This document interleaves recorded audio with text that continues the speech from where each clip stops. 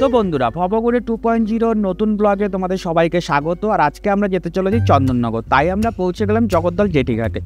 আমরা প্রথমে পৌঁছলাম শ্যামনগর রেল স্টেশনে, কারণ আমাদের বাড়ি বনগাঁ মানে মসলন্দপুরে, তো তার জন্য আমরা প্রথমে আসলাম শ্যামনগরে এবং সেখান থেকে টোটো করে আমরা আসলাম জগদ্দল জেটিঘাটে। আর টোটোতে আমাদের নিল 20 টাকা।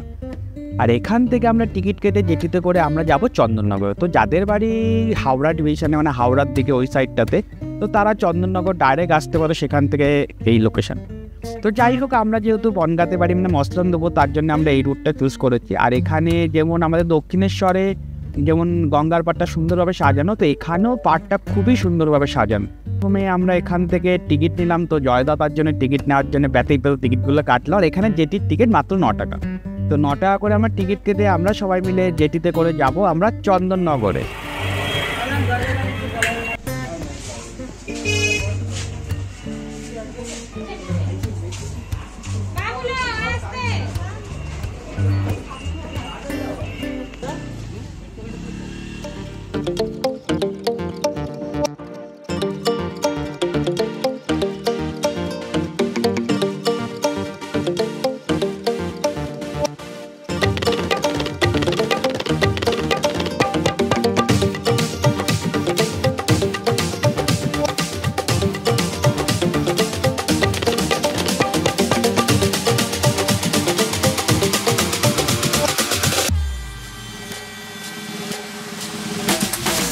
Hello guys. Hello guys. Hello guys.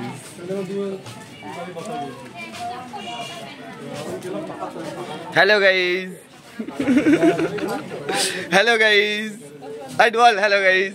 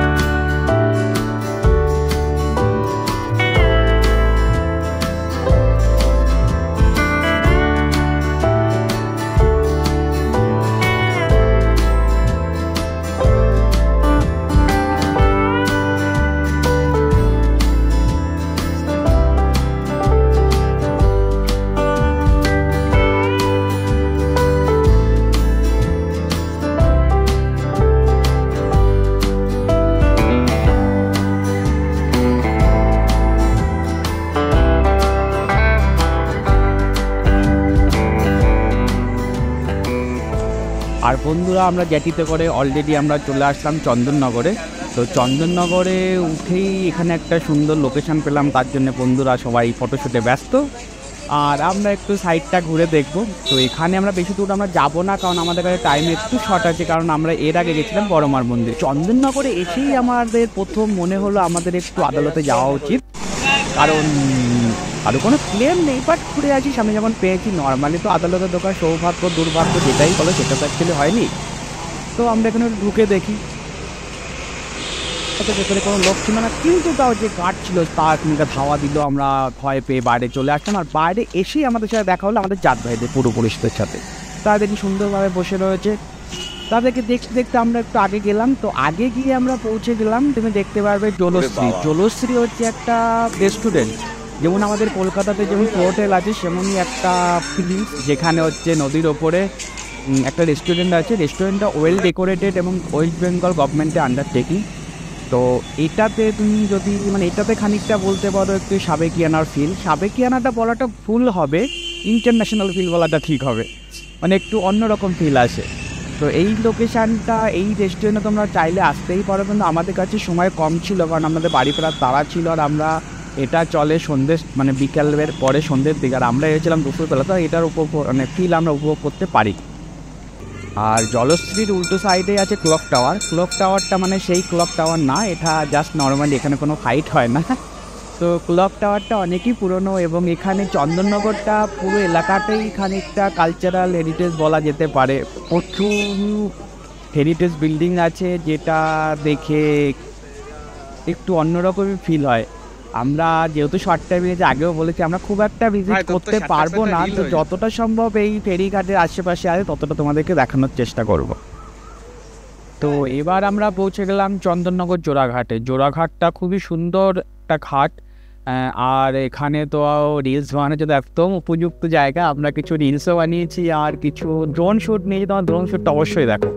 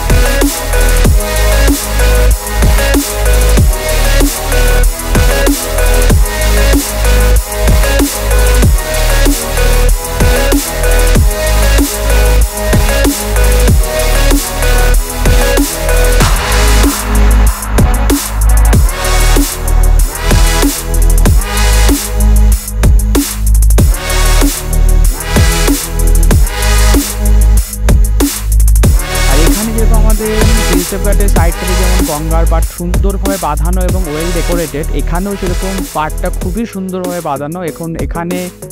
এখানে ঘন্টার পর ঘন্টা তুমি এমনিতেই টাইম কাটাতে পারো। সে তুমি পার্টনার নিয়ে আসো, ফ্রেন্ডদের নিয়ে আসো বা একা আসো, বোর থাকো, হ্যাপি থাকো আর স্যাড থাকো, টাইম ঠিক কেটেই যাবে। তো বন্ধুরা আমরা এখানে অনেকক্ষণ টাইম কাটিয়েছি, পুরো ভিডিও তোমাদের শেয়ার করতে পারাটা পসিবল না, তো যতটা পারলাম তোমাকে শেয়ার করো। আর আমরা এখানে দুটো প্লেসে যাবো, এখানে একটা সুন্দর পুরনো মন্দির আছে সেখানটা আমরা ভিজিট করব, আর তারপরে কিছুক্ষণ টাইম কেটে আমরা চলে যাবো বাড়ি। আমাদের চন্দননগর জোড়াঘাট ঘোরা হয়ে গেল, আর এখন আমরা যাব নন্দদুলাল মন্দিরে। আর নন্দদুলাল মন্দিরের আগে আমরা যাব Chandannagar sacred heart Catholic church. এই চার্চটা চন্দননগরে খুবই পুরনো চার্চ, আর এই যে হচ্ছে সেই চার্চটা। আর এই চার্চটার একটুখানি সামনে হেঁটে গেলে আমরা পাবো নন্দদুলাল মন্দির। আমরা এখন হেঁটে হেঁটে যাচ্ছি, অনেকটা রাস্তা, প্রচুর রাস্তা। আমরা হাঁটছি, তোমরা দেখো। কি করে তোমরা তো রাস্তাতে থাকোই না, রাস্তার পাশে থাকোই না, তোমরা রাস্তা পর্যন্ত দেখেছো?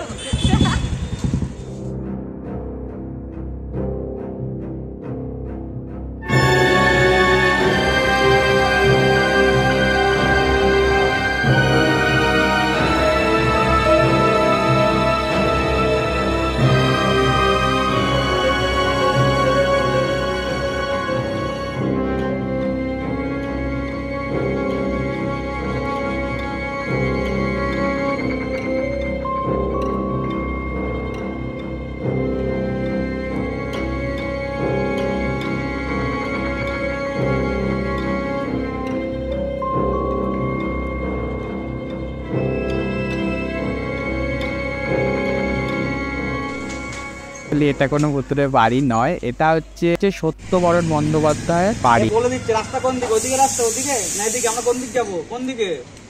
এদিকে যাবো, এদিকে যাবো? বলবি না তুমি এমন? ঠিক আছে তুমি থাকো। আর এটা হলো নন্দদুলার মন্দির, আর এটা 1741 সালে তৈরি হয়েছে। জাস্ট ইমাজিন করো 1741। আর এই নন্দদুলার মানে তো বুঝতেই পারছো কৃষ্ণ, তো কৃষ্ণ মন্দির এটা। আর এটা চন্দননগরে একটা অন্যতম হেরিটেজ বিল্ডিং। তো বন্ধুরা মন্দিরটা এই মুহূর্তে খোলা ছিল না, কেন কিছুদিন আগেই একটা বড় ফেস্টিভ্যাল হয়েছিল, আমরা গিয়েছিলাম দুপুরবেলাতে। আর চন্দননগরে আদার্স প্লেসগুলো তোমরা দেখতে থাকো। আর এখন আমরা বাই বাই, পরবর্তী ব্লগে আবার আমরা আসবো নতুন কোনো লোকেশন নিয়ে। বন্ধুরা সাথে থাকো আর ঘুরতে থাকো।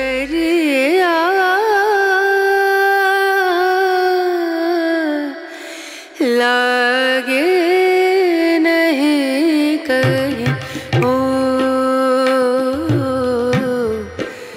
नजरिया लागे नहीं कहीं